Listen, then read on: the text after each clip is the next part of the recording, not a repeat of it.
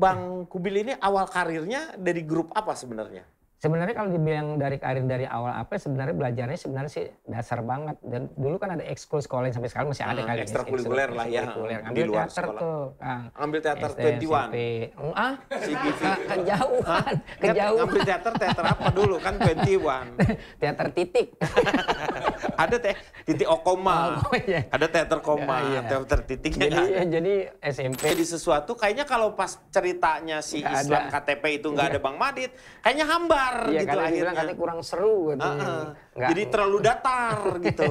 Nggak ada letupan-letupan. Iya, nggak ada kontradiksi, kontroversial yang dimunculkan seperti itu. Iya kalau bicara kontroversi. Tapi ketika Lenong kan waktu pertama gabung sama siapa? Waktu dulu? Itu tadi sama guru saya yang pertama itu, Bapak Babe Narno Sunarno. Oh, Babe Nano Sunarno. Babe Narno Sunarno itu memang yang punya dulu teater cagar budaya Condet. Oh, itu angkatannya siapa?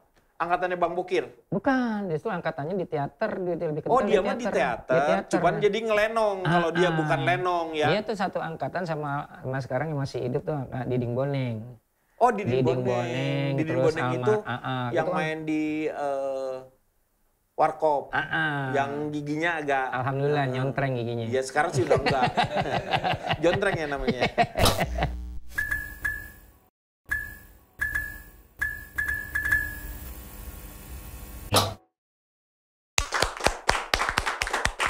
Assalamualaikum warahmatullahi wabarakatuh. Jumpa lagi The Charger, Denny Chandra Bikingar. Dan kali ini saya sudah kedatangan seorang tamu yang sangat luar biasa. Inilah salah satu seniman Betawi yang masih mengangkat budaya-budaya Betawi dalam setiap pagelarannya. Dan beliau ini juga adalah bintang sinetron yang pernah dengan berbagai macam karakter yang hadir ini nih. Kalau saya dulu, nah ini tepuk tangan dulu dong untuk Bang Kubil. Iya. Kalau sampai sekarang sih orang-orang kalau misalnya manggung biasanya masih ada yang manggil Bang Madit dong harusnya. Alhamdulillah sampai sekarang justru lebih kentalnya di Bang Madit. Bang Maditnya ya yang gitu ya. Sebuah karakter yang bukan paradoks sebenarnya ya kalau itu karakternya karena di sisi lain mengerti tentang agama, tetapi kadang-kadang berbuat sesuatu untuk kepentingannya. Nggak mau ini kan untuk kepentingannya sendiri ya karakter di situ ya. Ya, sebenarnya sih karakternya kalau boleh jujur sebenarnya itu karakter antagonis komedi kali ya. Itu kan jarang-jarang banget tuh Kang Denny. Iya betul. Terus pada saat main itu benar-benar kayaknya lepas banget itu saat itu sih. Tapi sekarang memang kalau menurut Anies itu masterpiece banget ya sinetronnya. Yang Islam KTP ya? Islam KTP.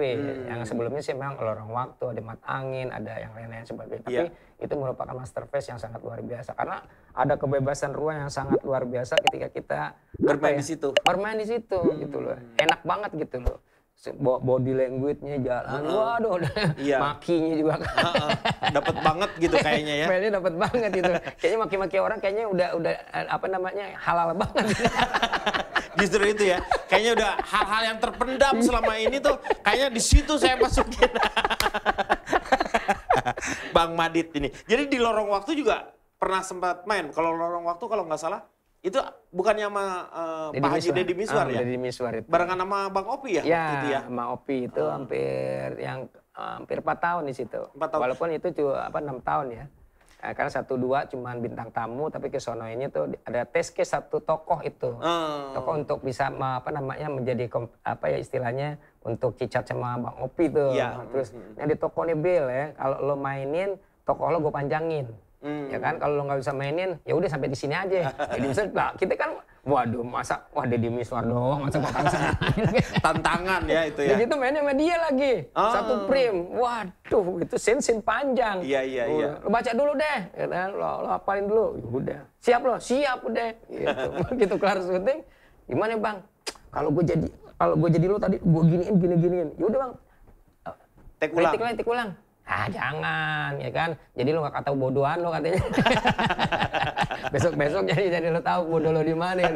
Kalau ngomong kan enak aja tuh. Iya. Itu karena saking dekatnya. Karena orang-orang yang dekat biasanya kan lebih terbuka kan. Benar. Dan itu salah satu yang membuat satu dengan yang lainnya jauh lebih akrab. Ya gitu kalau Anis jujur aja kalau syuting sama Bang Haji itu kuliah dibayar. Iya, dapat ilmunya. Iya, tapi kita dapat juga uangnya. Iya, itu yang dapat dapat 2 kali itu keuntungannya. Itu. Tapi kalau yang di Islam KTP itu bukan nama Bang Denny itu ya? Bukan, salah satu PH besar lah waktu itu. Anugerah, apa ya? Multivision. Oh, Multivision ya? Multivision. Oh, Islam KTP itu Multivision ya? Terakhir tuh, sinetron panjang terakhir tuh dia. Iya. Berapa lama tuh ya di sana? Kalau nggak salah ya, sinetron 558 episode. Lumayan juga ya. Di bawahnya tukang bubur naik pohon. Ya kan tukang bubur juga bisa naik pohon kali. Iya. Naik onta udah. Naik onta mah enak dia. Nyewa kalau gitu. Itu ada salah satunya kalau misalnya sekarang orang ngelihat dia nggak tahu kalau yang namanya Bang Kubil ini punya latar belakang memang di teater sehingga mampu mengekspresikan, menjadikan sebuah karakter di dalam jiwanya itu sehingga menjadi ketika tampil di luar itu di TV atau di sinetron itu berbeda dengan sehari-harinya. Iya, ya itu Kang Denny, komprominya sangat luar biasa sih. Walaupun sebenarnya ada karakter khusus yang juga menurut Ane karakter yang sangat tantangan juga, yang main dengan cara nggak boleh gitu loh, dia pincang dan dia pada loh. Nah, itu tuh waktu kapan itu ya? Waktu awal-awal yang saya kenal Bang Kubil itu mainnya gitu. Ya kayak gitu. Itu juga udah banyak main di sinetron tuh. Cuman memang ya walau alam bisa Allah belum lo nggak jangan di sini deh kayaknya makomnya di situ kan. Walaupun buat Ani itu toko itu juga sangat menarik. Tantangan. Tetapi kan kalau yang di mana di sebagai Madit itu ada maksudnya tuh paling tidak ada beberapa siar lah maksudnya tuh ya kan yang bisa disampaikan gitu. Walaupun dia mah karakternya tetap aja gitu kalau ada yang salah. Ya istighfar sih istighfar tapi maki jalan terus. Iya itu kayak gitu tuh. Dan itu bukan hal yang aneh. Di orang-orang kita tuh banyak yang kayak begitu. Banyak. Ya kan? Memang dia mengerti tapi karakternya tetap aja seperti kayak begitu. Ya karena kan memang ada di dalam kehidupan sehari-hari juga ada Kang Denny orang kayak begitu sih. Iya makanya. Juga. Ya itu kan berarti pembelajarannya cara kita tahu juga karena kita belajar dari sekitarnya nih ada orang-orang yang dijadiin kayaknya harus kayak gini nih. Cuman aku tambahin yang seperti kayak begitu. Itu kontemplasinya gimana tuh? Ya sebenarnya apa ya? Untuk memahami memasukkan karakter ke dalam. Awalnya sebenarnya jujur aja, tokoh Madit itu sebenarnya tokoh yang nggak diperhitungkan. Enggak. Cuman seiring perjalanan waktu berapa episode gitu kan set. Ya, ini berasa ini kayaknya bisa di-create nih, ini bisa di ini itu. Artinya kita penawaran Kang Denny. Ketika situ ada penawaran begini nih. Coba Bil. Artinya sutradara juga terangsang gitu. Iya. Walaupun bukan terangsang sama Ani yang enggak. Iya betul ya bukan terangsang dalam artian seks itu. Ya iyalah. Tetapi dalam pengembangan si cerita itu sendiri ya. Itu ada makanya Bang Madit itu menjadi sesuatu kayaknya kalau pas ceritanya si gak Islam ada. KTP itu nggak ada Bang Madit, kayaknya hambar gitu akhirnya. Katanya kurang seru gitu. Jadi terlalu datar gitu. Nggak ada letupan-letupan. Iya, nggak ada kontradiksi, kontroversial yang dimunculkan seperti itu. Ya kalau bicara kontroversial di sinetron itu juga kontroversial sempat waktu itu sama KVI kan juga berapa kali kan dianggap terlewat keras ya kan tokoh Madit itu kelewat pernah dapat ini juga dari KPI. Kita turunin tuh besok turunin terus banyak pemirsa nggak seru Bang Madit agak seru kalau begitu. Nah itu kan artinya suara-suara itu tidak diambil akhirnya naikin lagi bang naikin bang gitu nya. Tadinya kita main di bawah tuh, main di bawah kurang seru. Iya, gitu. Jadi terlalu datar-datar aja. Tapi yang jadi masalah juga KPI yang sekarang ini dia tuh kan hanya untuk beberapa yang misalnya ngurus-ngurus misalnya orang yang ini harus ditutupin walaupun itu di kolam renang atau di pantai misalnya dengan pakaian seperti itu. Tetapi padahal sebenarnya KPI harusnya juga masuk ke dalam talk show yang sebenarnya sekarang ini banyak mengundang emosi-emosi orang. Iya, benar. Karena satu dengan yang lainnya ketika mereka terjadi perdebatan yang seperti itu dan emosinya udah muncul, itu menurut saya juga KPI seharusnya hadir di situ untuk memberikan. Jadi supaya juga si televisi itu mengundang orang-orang yang punya kompetensi di bidangnya sehingga yang dibicarakan itu substansi. Bukannya emosi. Yang terjadi sekarang itu justru yang naikin rating ternyata di talk show itu adalah hal-hal yang perdebatan. Jadi kadang-kadang bukan orang-orang yang memang punya kompetensi di bidangnya atau keilmuannya itu. Jadi siapa aja, yang paling penting adalah ada yang namanya kontroversi yang seperti itu. Itu harusnya itu jadi sebuah bahan renungan untuk KPI-nya sendiri. Iya, artinya ya kayak kemarin kejadian ya kita nggak sebutin ya kan. Bicaranya bukan bicara kualitas, jadi kuantitasnya itu sendiri yang pada akhirnya juga kan terjadi benturan sampai main pukulan, kan nggak etis gitu. Iya. Iya itu yang terjadi kan jadi kayak begitu kan. Karena memang orang yang di sana emosinya kurang, keilmuannya juga kurang, akhirnya emosilah yang ditonjolkan seperti itu. Jadi kalau menurut saya kesalahannya bukan di personalnya, tetapi bagaimana seorang produser televisi itu menghadirkan orang-orang yang tidak punya kompetensi. Nah itu harusnya jadi tanggung jawab. Nah KPI seharusnya berada di situ. Apa saya harus masuk KPI nih? Boleh. Apa kalau saya jadi KKPI aja deh. KKPI. Terus ini Bang Kubil ini awal karirnya dari grup apa sebenarnya? Sebenarnya kalau dibilang dari karir dari awal apa, sebenarnya belajarnya sebenarnya sih dasar banget. Dan dulu kan ada ekskul sekolah yang sampai sekarang masih ada kali. Ekstrakurikuler lah ya. Ambil di luar teater sekolah. tuh, Kang. Ambil teater 21. CGV. Kejauhan. Ambil teater apa dulu kan 21. Teater titik. Ada titik Okoma. Ada teater koma, teater titiknya. Jadi SMP, SMA begitu juga ya kan. Ketemu juga teman-teman yang punya apa ya, punya kesamaan. Punya yang sama ya, satu frekuensi lah. Di sekolah itu juga ada grup teater yang notabene, mohon maaf, notabene apaan sih ya? Notabene itu apa ya artinya ya? Nota kan buat kobon kan? Nota tuh Bon, si Bene itu pemain agak lain itu. Si Bene. Jadi apa ya artinya? Ya itu Kang. Ya alhamdulillahnya ketemu tuh guru kita juga kebenaran juga sebagai seorang PNS yang punya grup di Condet itu kan, namanya Teater Cagar Budaya. Oh. Nah situ terus tuh kita grup teater sekolah tuh ikut festival teater Jakarta. Akhirnya itu pernah masuk final ya kan, di tim segala macam. Akhirnya kalau kita manggilnya Babe nih, Babe bilang mendingan kita keluar aja deh dari, kita nggak usah festival, kita istilahnya pentas mandiri aja. Bikin sendiri ya. Akhirnya kita bikin sendiri yang memang benar-benar akhirnya ngelenongan tuh. Naskah-naskah kayak De Jaya Kusuma, Wek-Wek, itu sampai rentangnya berapa tahun tuh. Kita bikin kita adopsi lagi ke lenong-lenong sehari-hari gitu. Mainnya tuh main di sebuah gedung atau jalan ke daerah-daerah? Main ke daerah-daerah, ke gang-gang bahkan. Main di situ ya. Dan justru selama saya main teater yang paling panjang, naskah yang paling saya mainin itu Wek-Wek. Ya, Wek-Wek itu karya De Jaya Kusuma. Itu sampai kita juga main juga ke Bang Rese, tapi itu kan punya grup tuh dulu namanya Oncor dia. Nah gitu, itu konsepnya beda lagi. Tapi lenongan, tapi teater lenong yang benar-benar digarap sedemikian rupa, proses latihannya juga sampai berapa bulan. Jadi naskah tuh dibaca juga ya? Dibaca itu memang kita memang bukan kita main sebagai diri kita, tapi ada karakternya. Enggak. Saya berperan sebagai apa dengan karakter seperti ini gitu. Enggak. Nah, ini tetap naskahnya kita pegang banget. Apalagi kalau bahasanya Bang Rai saya tapi bilang, lo kalau main teater sama gue, kalau main sinetron sama Deddy Miswar ya. Gitu kalau mau teater sama gue lo kayak gitu. Jadi kita benar sampai kita main keluar kota tuh, Boyongan. Dulu tuh main ke Purwakarta, ke Solo. Iya. Pokoknya ke daerah-daerah seperti itu. Itu berarti udah mendapatkan yang namanya penghargaan luar biasa. Sehingga bisa diundang di luar kota. Karena apa? Yang jadi permasalahan sekarang ini kan kita untuk mengembangkan sebuah kesenian-kesenian daerah itu, apalagi yang namanya lenongan, lenong atau enggak degung atau apalah di beberapa tempat, itu adalah sebuah karya yang memerlukan banyak orang. Ya kan, ada pemain musiknya sendiri, ada yang harus main ini ya untuk, dan hal seperti itu akan mengakibatkan akhirnya biaya yang sangat tinggi. Ya sekarang kita nggak bisa nyalain siapa-siapa sih Kang, artinya bicara soal lenong deh, anggap aja yang udah memang lagi mengakar di Jakarta kan, lenong ikonnya Jakarta tuh seninya yang paling lengket banget kan. Lenong ya betul. Lenong sekarang ini mohon maaf kalau misalnya ini panggil paling hajatan-hajatan. Iya, dan itu orang-orang kaya biasanya yang ngambilnya juga. Ya sekarang mohon maaf ya grup musiknya yang 15 orang. Iya, Mau dibayar itu. berapa? Iya, betul. Ya kan? Iya. Terus kalau misalnya cuma dikasih mohon maaf lahir batin dengan pemainnya yang berapa ya kan, terus sewa alatnya berapa duit, maksudnya sewa alat buat ngangkut alatnya kan gitu.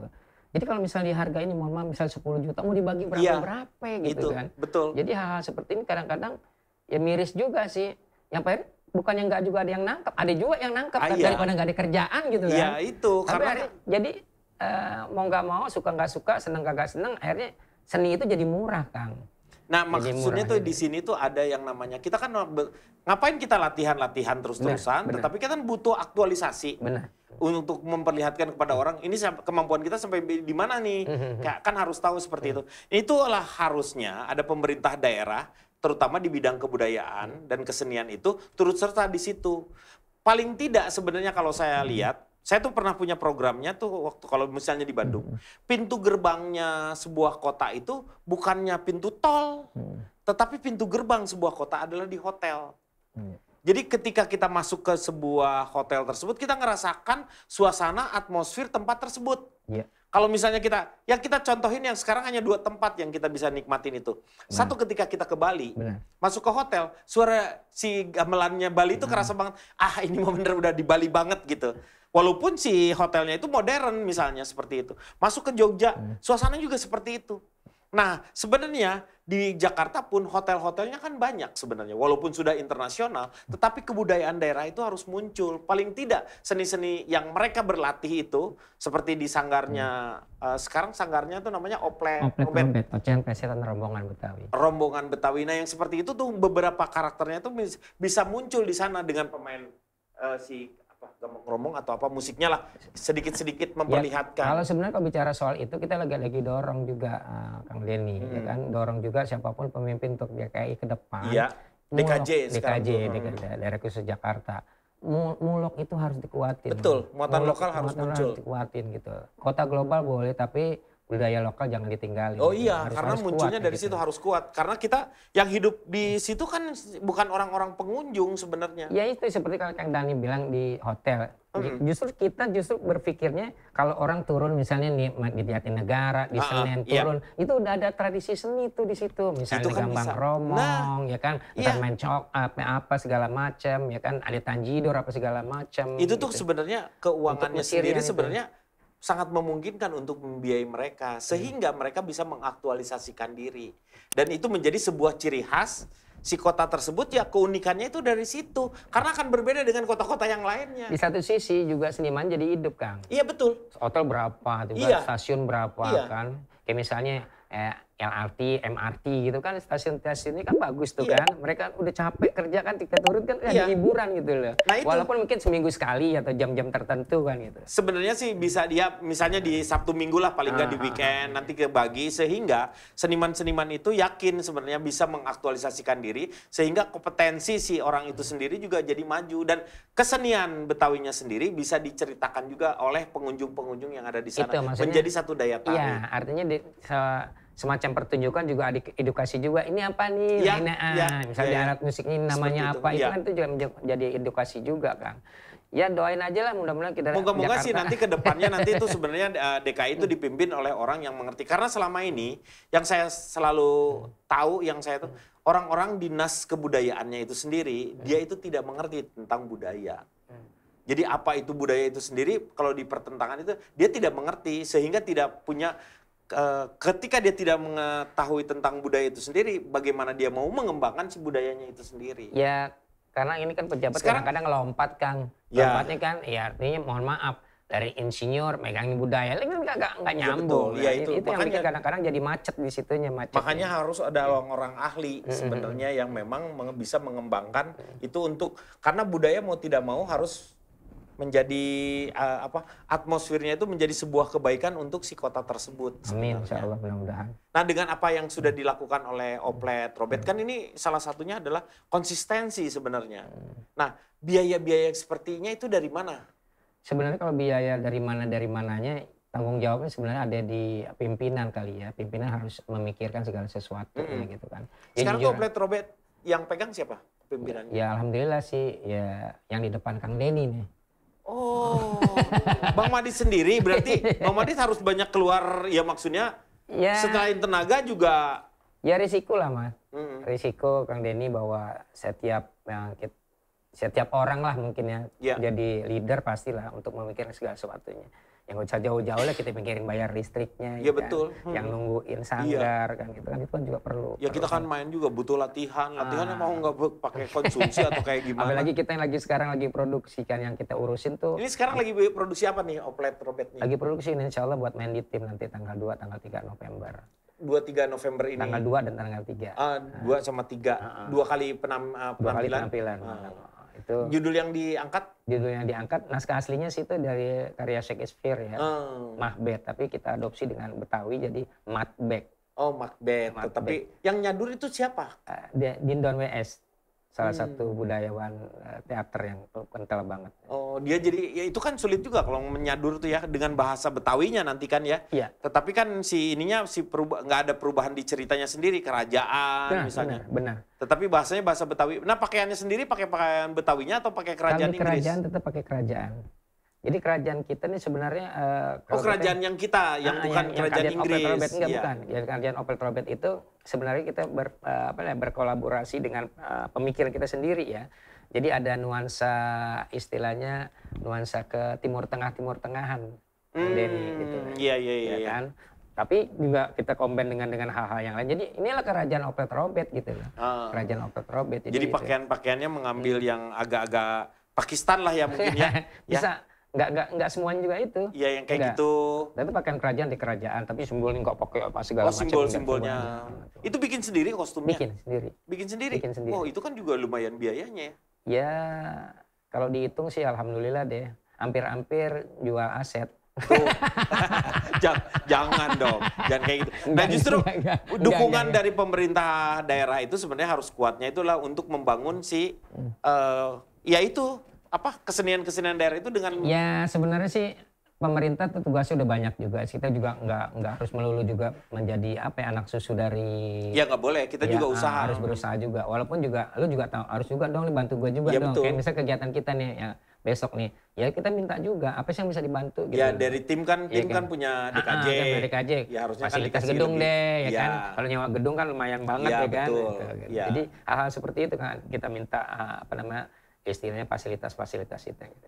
Alhamdulillah. Nah, yang membuat inspirasi untuk Bang Kubil aja siapa nih sebenarnya? Dari awal tuh. Dari lihat sosok siapa ya? Sebenarnya apa ya kalau dibilang sosok siapa sih ngalir aja sih Kang. Ngalir aja sih. Ngalir. Tapi ketika Lenong kan waktu pertama gabung sama siapa? Waktu dulu? Itu tadi sama guru saya yang pertama itu Bapak Babe Narno Sunarno. Oh, Babe Nano Sunarno. Babe Nano Sunarno itu memang yang punya dulu teater cagar budaya Condet. Oh, itu angkatannya siapa? Angkatannya Bang Bokir? Bukan, justru angkatannya di teater. Dia lebih kental dia mah di teater. Cuman jadi ngelenong kalau dia bukan lenong ya. Dia tuh satu angkatan sama sekarang yang masih hidup tuh Diding Boneng. Oh, Diding Boneng. Diding Boneng itu yang itu main di Warkop, yang giginya agak. Alhamdulillah nyontreng giginya. Ya sekarang sih udah enggak. Jontreng ya namanya. Ya, terus kayak kemarin almarhum ya kan, itu kan memang lahir dari teater-teater yang ada di Jakarta Timur tuh kan.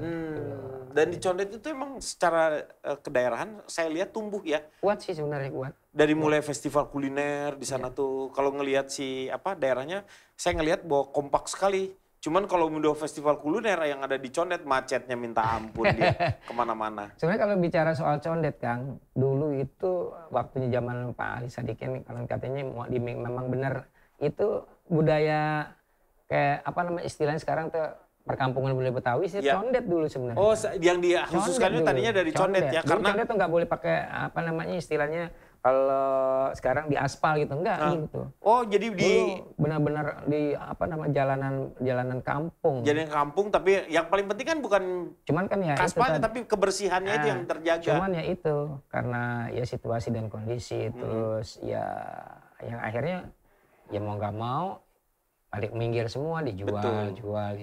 Yang pada akhirnya sekarang ya kita punya perkampungan budaya Betawi adanya di lebih pojok lagi kan. Iya, lebih ke terpinggirkan sebetulnya. Karena Condet sendiri udah di tengah-tengah Jakarta. Tapi dari Condet itu lahirlah Ketua Paski yang sekarang itu orang Condet. Iya, Bang. Pak Sujarwo itu. Ada Bang Opi juga. Iya. Condet itu satu aja yang menurut saya tuh salahnya. Condet itu melahirkan seorang seniman yang bernama Arifin Kuncir. Itu yang menurut saya, aduh, itu siapa dia itu? Arifin Kuncir nggak dilahirin itu sebenarnya. Oh, di download ya. Di download. Kirain aku tuh gara-gara ada yang lagi bikin apa namanya dodol bawa Betawi gitu, tiba-tiba muncul dia itu. Atau dia bukan? Tapi Arifin itu salah satu artis yang membuat orang-orang dulu zamannya tahun 80-an orang-orang bisa masuk ke neraka itu. Oh, Arifin dia ya? Dia emang kelihatan banget. Tapi sinetron sek dulu ya. Siapa dia? Iya. Astagfirullah. Nggak apa-apa kalau kita ngomongin orang gibah. Tapi kalau ngomongin setan maaf. Jadi Arifin Kuncir yang saya tahu itu adalah ketika waktu dulu, ini ceritanya Bang Opi ya. Jadi ada orang waktu dulu anak kecil, dia pulang sekolah, lagi jalan-jalan gitu, nendang-nendang biasa batu gitu. Tiba-tiba dia nemuin yang namanya botol PPO. Dia usap-usap keluar si Arifin Kuncir itu. Orang-orang masih bingung. Nanti tolong di itu ya, Arifin Kuncir tuh mukanya seperti apa nanti dimunculin ya. Biar orang jadi tahu. Sohib tuh biar gimana Sohib. Itu teman dekat saya itu. Kalau bukan karena dekat kita nggak bisa ngomongin kayak begini nih. Luar biasa, insyaallah. Bang Kubil di ke depan nih, harapannya untuk kesenian Betawi sendiri itu apa sebenarnya? Ya harapan yang paling mendasar sih jangan sampai seni budaya itu mati di kandangnya sendiri gitu loh. Kalau orang bilang jadi tikus mati di lumbung padi gitu loh. Jadi kepengennya sih insya Allah mudah-mudahan pemimpin ke depannya Jakarta lebih konsen lah. Lebih konsen ke budaya ya kan, walaupun memang siapapun yang memimpin Jakarta harus mereka lebih konsen juga terhadap budaya Betawi. Kenapa Bang Kubil nggak mau masuk ke politik? Politik kalau menurut aneh apa ya, ngegelitik sih Kang. Ya pasti ngegelitik lah. Iya, kan sekarang kalau kita ngelihat Bang Opi udah masuk tuh, udah Bang Opi yang paling nggak perwakilan Condet gitu kan. Jadi kalau sebenarnya kalau mau nyemplung langsung sih 2014 gitu, cuman ya itu orang sebelah nih agak kencang banget nih. Jangan udah ya, jangan. Oh ya. istri, iya jangan. Teman tidur. Iya. Sampai terakhir aja juga sampai mohon maaf lahir batin sampai udah ada orang Bang udah ente udah nggak usah ngapa-ngapain, biayain ya udah ya nggak usah udah. Tapi kalau aneh mau bilang sama Harim kan enak tuh jadi bini dewan. Emang bukan cita-citanya itu. Kayaknya lebih tenang karena udah tahu mungkin ya seperti apa sebenarnya. Karena kalau kita ya ridhonya beliau itulah kita harus tetap pegang juga. Nanti kita jalannya cuma setengah. Iya biar ya peribahasa KT kan jangan sampai satu kapal dua nakoda kan nggak ya, juga betul. kan. Iya, moga-moga sih sebenarnya harapan kita sama sebenarnya Bang Kubil. Siapapun yang nanti akan memegang yang namanya DKJ ini memang mempunyai perhatian. Menurut saya ini justru harus lebih khusus untuk kesenian-kesenian. Karena apa? Jangan sampai kita ini kesenian-kesenian terbengkalai atau terpinggirkan seperti itu. Karena yang namanya muatan mulok itu nantinya akan menjadikan sebuah hal yang dasar untuk anak-anak mengenal budayanya sendiri dan mengenal dirinya sendiri seperti itu. Kita harap jangan sampai seperti kayak Miss Cici, ya kan? Mati suri sebenarnya. Mati suri kan sebenarnya yang sebenarnya kita butuh sebenarnya pemerintah daerah tuh harusnya bisa mendorong juga. Tetapi ketika dibantu oleh pemerintah daerah juga kita jangan juga keenakan terus-terus minta bantuan karena kita juga harus bergerak juga. Caranya jangan sampai juga jadi apa ya? Jadi malas juga kan. Kalau kita kan istilahnya jadi dipecut juga. Berbuat deh ntar bismillah aja deh gitu kan. Istilahnya kita bersandar aja deh yang punya rezeki mah dari mana aja. Iya betul. Iya kan kalau mikirin, udah ada yang nentuin kalau rezeki. Iya kalau mikirin biaya pegelaran tahu sendiri kan kalau kita mandiri kan. Tapi kalau kitanya tidak mikirin terus tapi kitanya tidak bergerak, akhirnya cuma memang harus. Kalau bahasa kerennya jadi onanita. Iya, itu dia. Itu. Ayo bareng. Iya. tahu.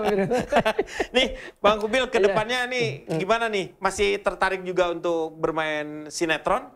Ya ngalir aja sih Kang. Kalau ada yang ngajak ya bismillah, kalau enggak ya nikmatin aja sih. Nah sekarang ini kan kita lagi agak berkurang sekali ya sinetron-sinetron yang dulu kan lebih banyak mengangkat yang namanya budaya-budaya lokal lah. Misalnya mau ceritanya tentang apa, yang sekarang ini udah mulai jarang sekali sebenarnya yang dilihatnya. Karena mungkin kalau TV kan lebih berpikirnya oriented bisnisnya lebih kencang ya Kang. Iya betul, karena dia bisnis. Bisnisnya lebih kencang. Ini menguntungkan apa kagak, menguntungkan apa kagak kan. Itu kan kadang-kadang, ini kalau main ini sinetronnya yang mau dijual siapa ini kan, jadi kayak barang jadi istilahnya. Kalau produk itu jadi barang yang benar-benar harus menguntungkan. Ya udah mungkin kita main di luar TV aja kayak begini kan, kita main di luar TV yang mudah-mudahan bisa ada manfaat faedahnya juga kan gitu. Tapi paling tidak kita konsentrasi memang sebenarnya adalah tujuan utamanya adalah mengembangkan si budaya kita masing-masing lah. Karena banyak sekali nilai-nilai luhur dari budaya-budaya itu sendiri kan sebenarnya. Sekarang ya paling dasar banget deh kan. Budaya malu aja udah lepas banget. Itu yang paling menjadi permasalahan. Padahal kan itu basicnya sebuah apa ya, kalau dibilang sebuah daerah atau itu. Daerah apapun ya budayanya. Ya itu, etika itu memang dari, kalau misalnya kita udah nggak kita lagi kekurangan role model untuk atau para pemimpin-pemimpin yang mempunyai atau yang bisa dicontoh. Karena kebanyakan adalah memang dia punya kepentingan. Dan kebanyakan yang kita lihat juga mereka udah tidak malu-malu lagi melakukan kebohongan lah, misalnya seperti itu, hanya untuk tujuan-tujuan yang ke arah si politik itu sendiri. Kita doakan sebenarnya. Amin. Kita punya pemimpin yang baik itu adalah karena doa-doa dari si masyarakatnya itu sendiri. Makanya ketika kita mendoakan siapapun pemenangnya nanti, kita harus mendoakan mereka lah yang akan jadi pemimpin dan kita ikuti sebenarnya. Karena pasti kalau misalnya kita mengikuti pasti ada kebaikannya di sana. Amin. Insya Allah seperti itu. Amin. Sekali lagi terima kasih Bang Kubil sudah ada di sini. Amin. Jangan pernah lelah untuk bergerak memajukan yang namanya budaya Betawi di sini. Moga-moga inspirasi atau semangatnya Bang Kubil ini bukan hanya Bang Kubil, karena banyak orang Betawi itu juga banyak sebenarnya. Saya berharap ini adalah salah satunya api yang di setiap daerah-daerah di Jakarta atau di DKJ ini muncul seperti orang-orang Bang Kubil dan bisa bersatu, energinya keluar sehingga budaya Betawi menjadi tuan rumah di DKJ ini. Sekali lagi terima kasih. Terima kasih Kang. Kubil, berkah, mudah-mudahan berkah semuanya. Berkah, amin. Saling mendoakan, jangan lupa ya. Amin. Bang Kubil, ya. Terima kasih sekali lagi ya. Terima gaji. Wassalamualaikum warahmatullahi wabarakatuh. Waalaikumsalam warahmatullahi wabarakatuh.